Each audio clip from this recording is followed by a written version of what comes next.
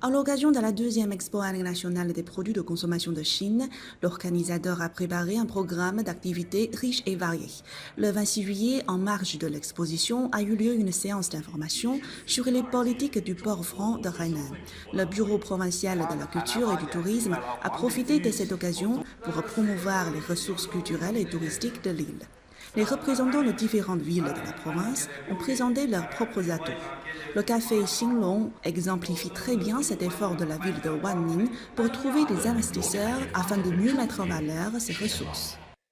Créé en 1952, le café Xinlong est la première marque chinoise de café et l'usine Taiyanghe était la première usine de café chinois. Le café Xinlong est la seule marque de l'île de Hainan qui est inclue dans l'accord bilatéral entre la Chine et l'Union européenne sur les indications géographiques, entré en vigueur en 2021.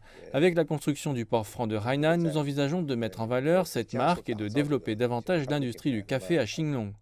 Ce 27 juillet est mis en service un complexe dédié à la culture du café, récemment construit à Xinlong dans la ville de Wanning.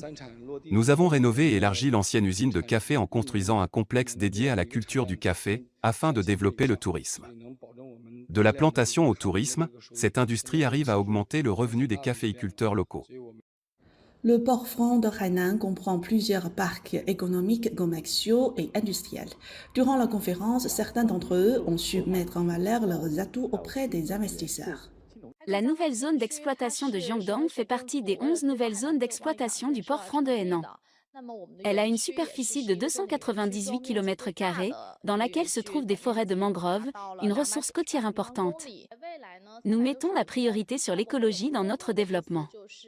D'ici 2025, nous allons bâtir une expo de Hainan permanente. Il s'agira d'un parc commercial et industriel où les entreprises étrangères réaliseront en même temps la production et la vente.